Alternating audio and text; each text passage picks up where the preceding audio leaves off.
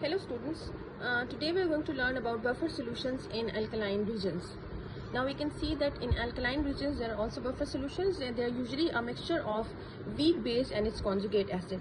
For example, mixture of aqueous ammonia, which is a weak base, and ammonium chloride. Now you can see in the reaction, ammonia, it is reacting with water and it is producing ammonium ion and hydroxide ions.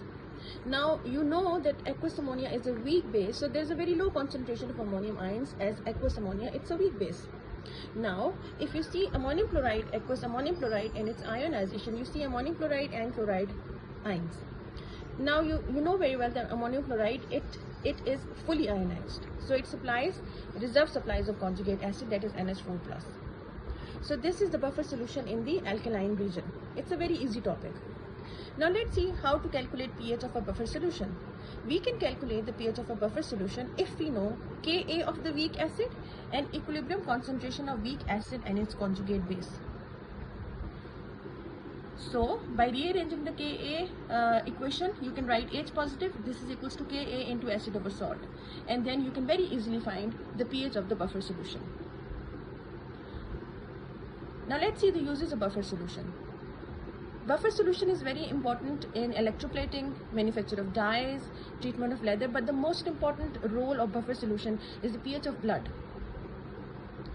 The blood is a buffer solution. The pH of the blood is kept constant between 7.35 and 7.45 by buffers. There are a lot of buffers in the blood, but the most important buffer solution, or you can say the buffer in the blood, is carbon dioxide and hydrogen carbonate. You can see when carbon dioxide, it reacts with water, it produces hydrogen ions and hydrogen carbonate ions. This reaction is catalyzed by carbonic anhydrase. It's an enzyme. So the equilibrium between carbon dioxide and hydrogen carbonate is the most important buffering system in the blood.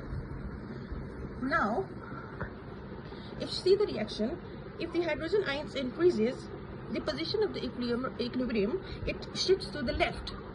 But if the concentration of hydrogen ions decreases, the position of the equilibrium shifts to the right. When it shifts to the right, this increases the concentration of hydrogen ions in the blood and helps keep the pH constant. But when the concentration increases, this reduces the concentration of hydrogen ions in the blood and again helps keep the pH constant by moving the equilibrium towards the left side. I hope this video is helpful.